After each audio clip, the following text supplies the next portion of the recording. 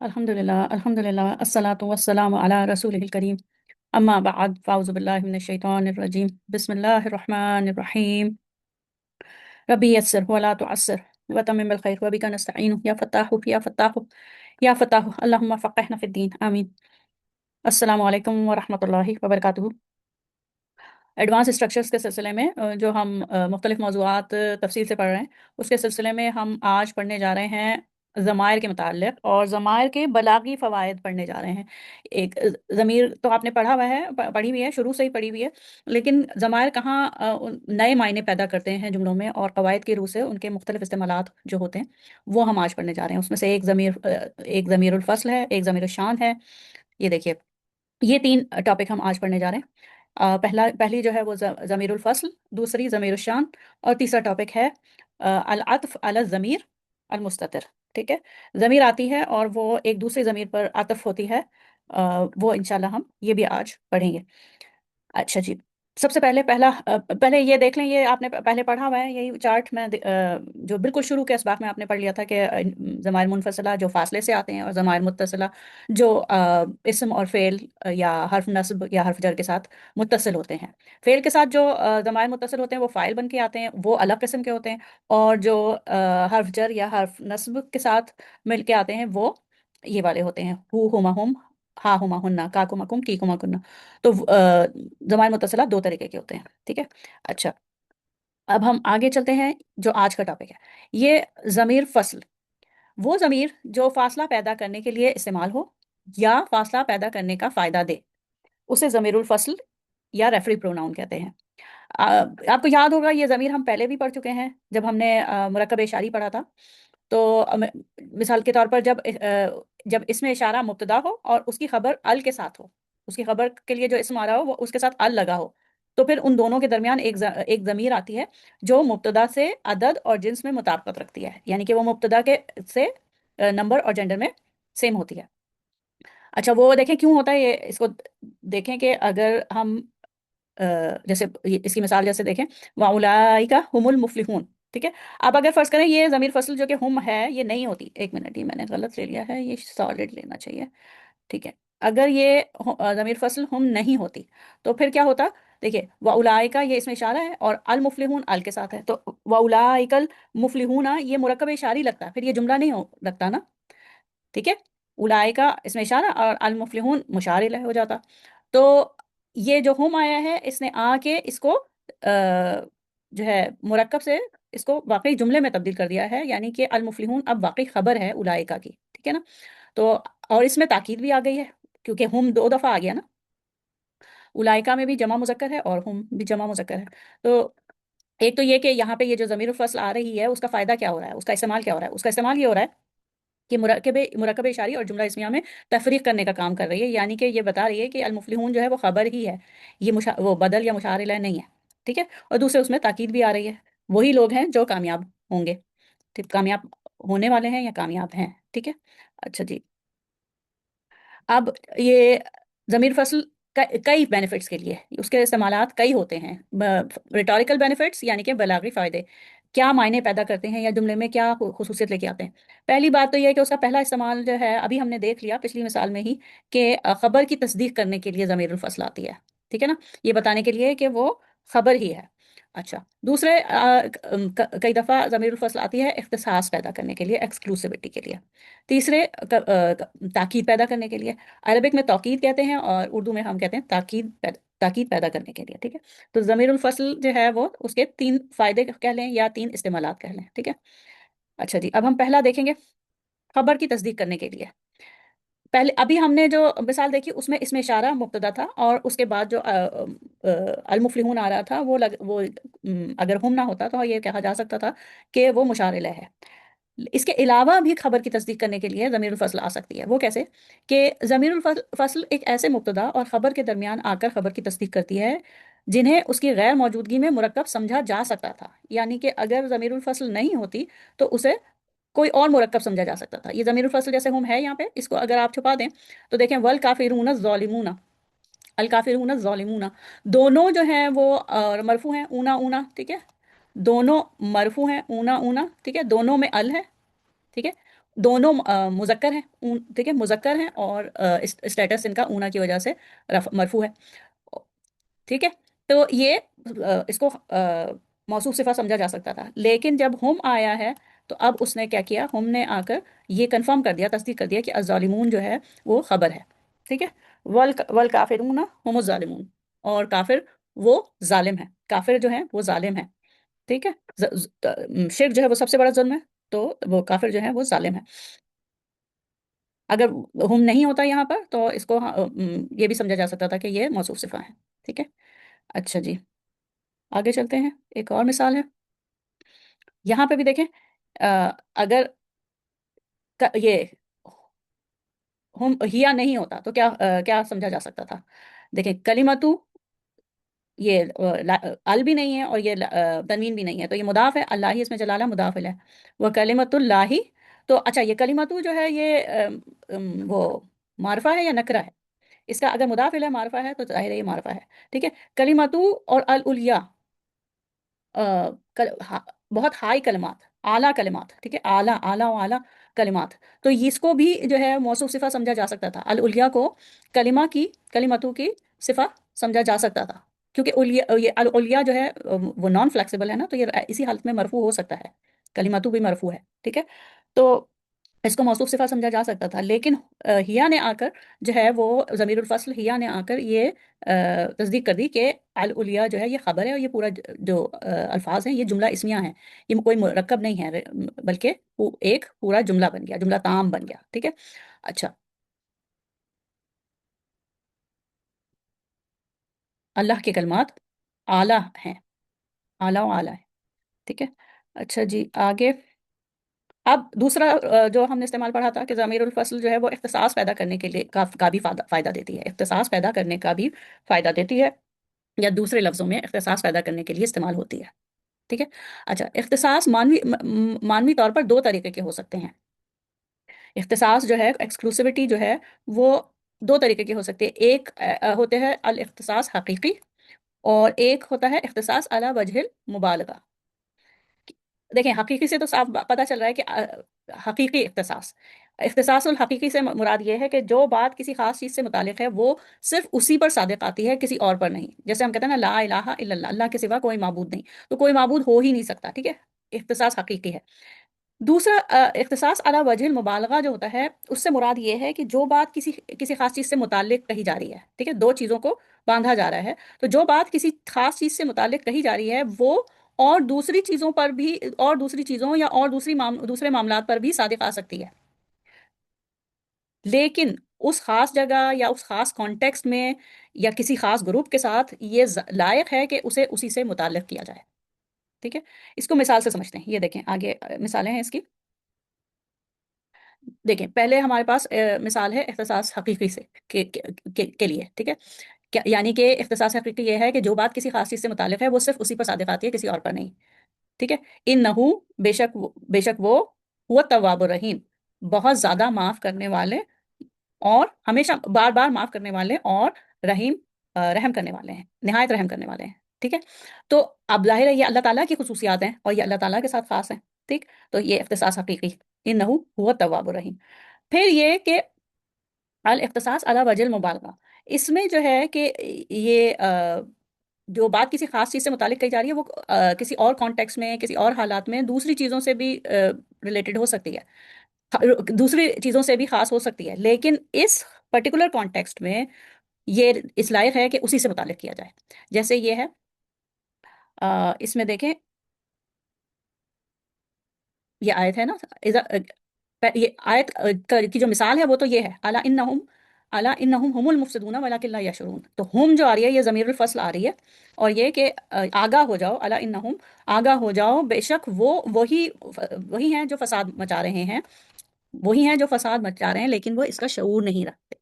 اچھا، فساد تو یہاں پہ آپ کو پتہ ہے یہ منافقین مدینہ کے لیے آیا ہے، ٹھیک ہے نا، تو فساد تو اور لوگ بھی، منافقین کے علاوہ اور لوگ بھی مچا سکتے ہیں، لیکن یہاں پہ کیوں تاکید اور اختصاص علی وجہ المبالغہ ہے، مبالغہ اس لیے کہ یہ جو اس کا کانٹیکسٹ ہے کہ جب ان سے کہا جاتا ہے کہ فساد نہیں کرو تو وہ کہتے ہیں کہ ہم تو اصلاح کرنے والے ہیں۔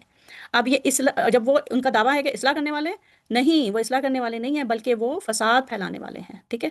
تو آگاہ ہو جاؤ، یہی ہیں جو فساد پھیلا رہے ہیں اس وقت، اس پرٹیکولر کانٹیکسٹ میں یہی ہیں جو فساد پھیلا رہے ہیں، ٹھیک ہے؟ تو یہ اس کی کانٹیکس میں، پرٹیکولر کانٹیکس میں یہ لائق ہے کہ انہیں اس گروہ کو اسی سے متعلق کیا جائے، مفسدوں سے متعلق کیا جائے، ٹھیک ہے؟ اچھا، اب تیسرا استعمال ضمیر الفصل کا وہ ہے تاکید پیدا کرنے کے لیے۔ اچھا، یہاں پہ یہ کہ اور جگہوں پہ بھی تاکید پیدا ہوتی ہے، لیکن خاص طور پر یہ جو تاکید کے لیے دیکھیں کہ ہمارے پاس مثالیں ہیں، ان مثالوں میں یہ عموماً جملے میں کوئی گرامر کی پوزیشن نہیں لے رہی، صرف تاکید کے لیے آئی ہے۔ یہاں پہ کوئی گرامر کی پوزیشن نہیں لے رہی بلکہ صرف تاکید کے لیے آئی ہے، اور اس کا ریٹوریکل بینیفٹ یا بلاغی فائدہ جو ہے وہ صرف تاکید ہے۔ یہ دیکھیے یہاں پہ وَنَصَرْنَاهُمْ فَكَانُوا هُمُ الْغَالِبِينَ، وَنَصَرْنَاهُمْ، ہم نے ان کی مدد کی، ٹھیک ہے؟ اور ہم نے ان کی مدد کی۔ اگر ہم نہ بھی ہوتا نا تو فکانو، تو وہ فکانو الغالبینہ، یہ کانا کی منصوب خبر ہے نا، خبر کانا منصوب، تو وہ غالب آ گئے، اور ہم نے ان کی مدد کی تو وہ غالب آ گئے۔ جب یہ ہم آیا ہے تو اس کی کوئی گرامر کی پوزیشن نہیں ہے، کانو میں واو، یہ جو واو ہے وہ اسمو کانا ہے، الغالبینہ جو ہے وہ اس کی منصوب خبر ہے، لیکن یہ جو ہم آیا ہے یہ تاکید کے لیے، اور ہم نے ان کی مدد کی تو پھر وہی لوگ غالب آ گئے، وہی لوگ غالب آ گئے، تو یہاں پہ تاکید کے لیے آیا ہے، اور اس کی ہمیں کوئی وجہ، کوئی گرامر کے لحاظ سے بھی وجہ نہیں مل رہی ہے، ٹھیک ہے؟ جیسے پہلے اولئک هم المفلحون میں گرامر کی وجہ یہ تھی کہ وہ اگر ہم نہیں ہوتا تو وہ اس کو ہم مرکب اشاری سمجھ سکتے تھے، جیسے آپ نے دیکھا تھا نا یہ اس میں اگر یا نہیں ہوتا تو ہم اس کو موصوف صفت سمجھ سکتے تھے، یہاں پہ بھی ہم نہیں ہوتا تو موصوف صفت سمجھ سکتے تھے، تو یہاں پہ گرامر کی کوئی وجہ تھی۔ اسی طریقے سے یہ اولئک هم المفلحون میں ہم نہیں ہوتا تو ہم اس کو مرکب اشاری سمجھتے، لیکن یہ جو اس کے لیے آتا ہے تاکید کے لیے، اور خصوصاً تاکید کے لیے جب آتا ہے تو اس میں گرامر کی کوئی پوزیشن نہیں ہوتی، ٹھیک ہے؟ اس میں گرامر کی کوئی پوزیشن نہیں ہوتی، جیسے اس میں ہم نے دیکھا وَنَصَرْنَاهُمْ فَكَانُوا هُمُ الْغَالِبِينَ۔ اچھا، اس کے بعد ایک اور مثال ہے، اس میں بھی یہی ہے کہ وَقَوْمَ نُوحٍ مِّن قَبْلُ، اور نوح کے لوگ، نوح کی قوم، اس سے پہلے نوح کی قوم۔ اچھا، یہ قوم نوح، یہ مبتدا منصوب آیا ہے، بہت ریئر کیسز میں مبتدا جو ہے وہ منصوب آ سکتا ہے، اس کے بلاغی فائدے ہوتے ہیں، ٹھیک ہے؟ اچھا، اور نوح کی قوم، ان سے پہلے نوح کی قوم، انہم، بے شک وہ، بہت وہ تھے، کانو، بے شک کانو وہ تھے، ہم ازلما و اتقا، بہت بہت ظالم اور بہت سرکش، بہت ہی ظالم اور بہت ہی سرکش تھے، ٹھیک ہے نا؟ تو اس میں تاکید بہت زیادہ ہے، انہم کانو ہم، ٹھیک ہے؟ اس میں تاکید بہت زیادہ ہے، اور یہاں پہ ہم جو ہے وہ اس کی کوئی گرامر کی پوزیشن نہیں ہے، قواعد کے حساب سے کوئی پوزیشن نہیں ہے، کیونکہ کانو میں یہ واو جو ہے یہ اس کا اسم ہے، اور ازلما اور اتقا جو ہے وہ اس کے خبر ہیں، لیکن ہم نے آ کے مزید اس میں تاکید پیدا کیا ہے، ٹھیک ہے؟ اچھا جی، یہ ہو گیا ضمیر الفصل کے ہم نے تین مختلف فوائد یا استعمالات دیکھ لیے، کہ وہ خبر کی تصدیق کرنے کے لیے آتا ہے، اختصاص پیدا کرنے کے لیے آتا ہے، یا پھر تاکید پیدا کرنے کے لیے۔ اب ہم جا رہے ہیں اگلی ٹاپک پہ، یعنی کہ ضمیر الشان پہ۔ ضمیر الشان کیا ہے؟ یہ بھی ضمیر ہے، ٹھیک ہے، لیکن ضمیر الشان وہ ضمیر جو کسی جملے کے شروع میں آئے اور کسی دوسرے اسم کی طرف پلٹ نہیں رہی ہو، تو پھر وہ ضمیر الشان کہلاتی ہے۔ پہلی بات یہ ہے کہ یہ ضمیر جو ہوتی ہے وہ جملے کے بالکل شروع میں آتی ہے، اور دوسری یہ کہ اس جملے سے پہلے اگر کوئی جملہ ہے تو نہ تو وہ کسی اسم کی طرف پلٹ رہی ہوتی ہے، نہ ہی آباد کے آنے والے جملے میں کوئی اس کا عائد ہوتا ہے، ٹھیک ہے؟ تو ہم پہلے پڑھ چکے ہیں، آپ کو پتہ ہے کہ عام طور پر جب ضمیر کسی جملے میں آتی ہے تو وہ کسی پہلے آنے والے اسم کی طرف پلٹ رہی ہوتی ہے، اور اس اسم کو جس کی طرف ضمیر پلٹ رہی ہوتی ہے اس کو ہم اس کا مرجع کہتے ہیں۔ لیکن ضمیر الشان کی یہ خاصیت ہے کہ یہ جملے کے شروع میں آتی ہے اور کسی دوسرے اسم کی طرف پلٹ نہیں رہی ہوتی۔ ضمیر الشان کے آنے کا اصل مقصد بعد میں آنے والے جملے کی اہمیت اجاگر کرنا ہوتا ہے، یعنی اب جو بات کہی جا رہی ہے وہ بہت اہم ہے۔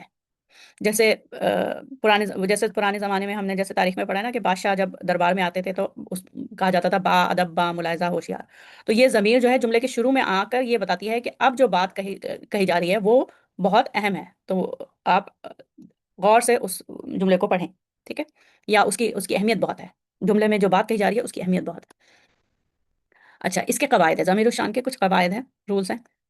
یہ ہمیشہ واحد غائب کے صیغے میں ہوتی ہے، یعنی کہ یہ ہوا اور ہیا ہو سکتی ہے، یا پھر اگر اٹیچ پروناؤن ہے، ضمیر متصل ہے، تو ہو اور ہا ہو سکتی ہے۔ اس کے علاوہ فعل کے اندر بھی ہو سکتی ہے، ٹھیک ہے نا۔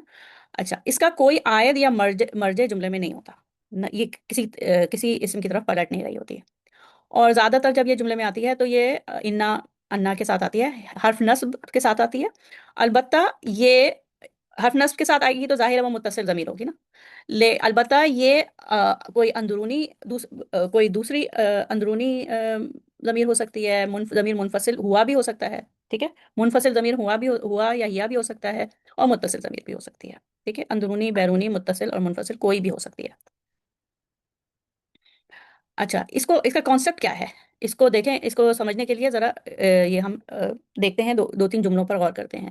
ایک اہم بات وہ یہ کہ جب ہم ترجمہ کرتے ہیں تو ضمیر الشان کا ترجمہ نہیں ہوتا، اس کا ورڈ ٹو ورڈ ٹرانسلیشن نہیں ہوتا، کیونکہ یہ اصل ضمیر کی طرح کام نہیں کر رہی ہوتی، بلکہ یہ صرف بتا رہی ہوتی ہے کہ اب بعد میں جو بات کہی جا رہی ہے وہ بہت اہم ہے، تو اس کا لفظوں میں ترجمہ نہیں ہوتا، ٹھیک ہے۔ اب آپ یہ دیکھیں کہ یہ ضمیر شان کو سمجھنے کے لیے ذرا اس کو غور کریں۔ سب سے پہلے دیکھیں، اگر جیسے کہا جا رہا ہے الملک قادم، ٹھیک ہے، بادشاہ آ رہا ہے، ٹھیک ہے، دا کنگ از کمنگ، بادشاہ آ رہا ہے، ٹھیک ہے۔ پھر ایک جملہ ہے الملک ہوا قادم، قادم، بادشاہ جو ہے وہ کوئی اور نہیں بلکہ بادشاہ آ رہے ہیں، ٹھیک ہے، بادشاہ وہی آ رہے ہیں، ٹھیک ہے۔ یہ اس میں بھی یہ جو ہوا جو ہے یہ تاکید کے لیے آ گیا، یہ ضمیر فصل ہے، یہ ضمیر شان نہیں ہے۔ اب آپ یہ دیکھیے کہ یہاں پہ جب کہا جائے ہوا الملک، الملک قادم، اب یہ جو ہوا ہے یہ کسی کی طرف نہیں جا رہی، یہ والا ہوا تو الملکوں کے لیے ہے نا، لیکن یہ والا ہوا جو ہے یہ ہوا کسی اسم کی طرف نہیں پلٹ رہا، شروع میں آ رہا ہے، اور یہ ہے، اس کا مطلب ہے اس ہوا کا ترجمہ یہ نہیں کہیں گے وہ بادشاہ آ رہے ہیں، نہیں، وہ بادشاہ آ رہے ہیں یہ ترجمہ نہیں ہوگا، بلکہ یہ ہوگا خبردار، ہوشیار، بادشاہ سلامت آ رہے ہیں، ٹھیک ہے، important news, the king is coming, ٹھیک ہے، خبردار، ہوشیار، بادشاہ سلامت آ رہے ہیں۔ تو اس کا ترجمہ جو ہے وہ لفظی ترجمہ نہیں ہوگا، تو یہ ہے یہاں پہ ضمیر الشان۔ اچھا، اس کی مثالیں جب آپ دیکھیں گے تو اور صحیح سے سمجھ میں آئے گا۔ یہ دیکھیں، ومن اظلم ممن افترى على الله كذبا او كذب بآياته، اور اس سے زیادہ ظالم کون ہوگا جو اللہ تعالیٰ پر جھوٹ باندھے یا ان کی آیات کو جھٹلائے، ٹھیک ہے۔ اب یہ انہو ہے، یہ ہم انہو لا یفلح الظالمون، اب اگر ہم یہ کہیں بے شک وہ، تو وہ کون، ٹھیک ہے، وہ کون، کیونکہ اس کے بعد انہو کے بعد جو جملہ آ رہا ہے وہ ہے لا یفلح الظالمون، یہ تو اس کا فاعل تو جمع میں ہے، اس کا فائل تو جمع میں ہے، ٹھیک ہے۔ تو یہ جب اس کا ترجمہ ہم اس طریقے سے کریں گے نا، بے شک وہ ظالم کبھی فلاح نہیں پائیں گے، بے شک ظالم کبھی فلاح نہیں پاتے یا پائیں گے، تو یہ جو ہے وہ اس کا ترجمہ بالکل عجیب سا لگے گا، ٹھیک ہے۔ تو یہاں پہ یہ بات ہے کہ ترجمے میں یہ انہو نہیں آئے گا، کیونکہ یہ جملے کے شروع میں آ رہا ہے اور یہ ضمیر الشان ہے، اس میں کہا جائے گا اور اس سے زیادہ ظالم شخص کون ہوگا جو اللہ تعالیٰ پر جھوٹ باندھے یا ان کی آیات کی تکذیب کرے۔ بہت ہی گہری بات ہے کہ ظالم فلاح نہیں پائیں گے، کبھی فلاح نہیں پائیں گے، ٹھیک ہے۔ تو یہ جو بہت ہی گہری بات ہے یہ پیرنتھیسس میں بریکٹ میں لکھی جائے گی، the great matter is that، تو ٹھیک ہے، کیونکہ وہ ظالم ہو گئے تو جو لوگ اللہ پر جھوٹ باندھتے ہیں وہ کبھی فلاح نہیں پائیں گے، یا آیات کی تکذیب کرتے ہیں تو وہ کبھی فلاح نہیں پائیں گے۔ اچھا جی، اب دوسری مثال جو ہے وہ یہاں پہ بھی انا کے ساتھ آیا ہے، انہو، بہت اہم بات ہے، کیا اہم بات ہے، من یاتی ربہ مجرمن، جو کوئی بھی اللہ تعالیٰ کے پاس آئے مجرم کی حیثیت میں، مجرمن حال ہے یہ، ٹھیک ہے، یاتی کا، تو جو کوئی آئے اللہ تعالیٰ کے پاس مجرم بن کر، فَإِنَّ لَهُ جہنم، تو اس کے لیے جہنم ہے، اس کے لیے جہنم ہے، لا يموت فیہا ولا یحیا، نہ اس میں جیے گا اور نہ ہی مرے گا۔ تو یہ جو یہاں پہ انہو ہے یہ کسی اسم کی طرف نہیں پلٹ رہی، بلکہ یہ شروع میں ہی آ رہی ہے، اور یہ جو ہے यहाँ पे इसका तर्जुमा भी यही होगा। बड़ी गहरी बात है, बड़ी अहम बात ही ये है। ग्रेट मैटर इज दैट कि जो कोई भी अल्लाह ताला के पास मुजरिम की हैसियत से आएगा, क़यामत के दिन मुजरिम की हैसियत से आएगा, तो उसके लिए जहन्नुम है। तो ये ज़मीर शान की मिसालें देख ली, ये पढ़ लिया। अब हम तीसरा टॉपिक जो हमें आज पढ़ना है वो है आतिफ अला ज़मीर मुस्ततिर। आतिफ अला ज़मीरुल मुस्ततिर, यहाँ पे अल आएगा, ठीक है, ये मिसप्रिंटिंग है। अच्छा, आपको याद होगा कि हम पहले पढ़ चुके हैं कि फेल, जब हम फेल होता है कोई, तो फेल के अंदर एक अंदरूनी फाइल होता है। कभी वो मुस्ततिर होता है, कभी वो ज़मीर मुत्तसिल की सूरत में मौजूद होता है, ठीक है ना। नसरा में हुआ छुपा हुआ होता है, हुआ मुस्ततिर होता है, लेकिन नसरू में जो वाव होता है वो वाउल जमा उसका फाइल होता है। तो दोनों तरीके से उसके अंदर एक ज़मीर छुपी होती है फेल के अंदर। अलबत्ता जब किसी एक अंदरूनी या बैरूनी फाइल के लिए मजीद कोई और इसम हर्फ अतफ के बाद मातूफ बनकर आए, तो कवायद की रूह से मुश्किल पैदा हो सकती है। कैसे? ये समझ, ये इसको मिसाल से जब आप समझेंगे तब समझ में आएगा। अब ये नहीं समझ में आ रहा क्योंकि जाहिर है मुश्किल लग रहा है कि जब किसी अंदरूनी या बैरूनी फाइल के लिए मजीद कोई और इसम हर्फ अतफ के बाद आए और वो मातूफ बन रहा हो, तो फिर मुश्किल पैदा हो जाती है। वो कैसे होती है ये देखिए। मिसाल के तौर पर देखें, अगर हमें कहना है मैं गया, ठीक है, मैं गया, आई वेंट, तो क्या कहेंगे? ज़हबतु, मैं चला गया, ठीक है। अगर हमें कहना है कि अहमद गया, तो क्या कहेंगे? हम कहेंगे ज़हबा अहमदु, ठीक है, अहमद चला गया। लेकिन जब अगर हमने कहना है कि मैं और अहमद दोनों गए, ठीक है, मैं और अहमद दोनों गए, तो उसमें ये नहीं कहा जा सकता कि ज़हबतु व अहमदु। क्यों नहीं कहा जा सकता? आपको पता है ज़हबतु जो है वो उसमें अना है, ठीक है। ज़हाबा के साथ तो अहमदु आ सकता है, बैरूनी फाइल, ठीक है। ज़हाबा के साथ तो अहमदु आ सकता है, बैरूनी फाइल, क्योंकि ज़हाबा में हुआ है। लेकिन ज़हबतु में तो अना है, तो अना के ऊपर अहमदु थर्ड पर्सन जो है वो मातूफ नहीं हो सकता, ठीक है। तो इसको इसको सही करने के लिए क्या करते हैं, एक ज़मीर आती है, वो उसी के मुताबिक होती है जो अंदर फाइल होता है। ज़हबतु में अना है ना, ये जो तू है इसका मतलब अना ही है ना, इसका फाइल अना है, तो उस फाइल को हम बाहर ले आते हैं कंफ्यूजन को दूर करने के लिए। ये जो अना जो आ रहा है बाहर, ये अतफ बयान है, एक तरह से बदल है। ज़हबतु में जो अना है उसी का बदल अना अलग हम बाहर पुल आउट कर रहे हैं, ठीक है। तो हम वो जो ज़मीर उस फेल के अंदर होती है उसको बाहर निकाल लेते हैं, वो अतफ हो जाती है अंदर वाली ज़मीर पे, ठीक है। अतफ वो वाला अतफ नहीं, बल्कि बदल वाला अतफ, अतफ बयान वाला अतफ, ठीक है। अच्छा, ज़हब तू अना, और फिर वाव अतफ के बाद अहमदू, अब हम कह सकते हैं कि मैं और अहमद गया। अब ये ग्रामर के लिहाज से अब ये सही है, ठीक है। ज़हब तू अना व अहमदू, इसकी मिसाल देखें कुरान पाक में है। ज़हब तू अना व अहमदू, ये जुमला तो नहीं, और दूसरे जुमलों में इसकी मिसाल इसी तरीके से है। ये देखिए,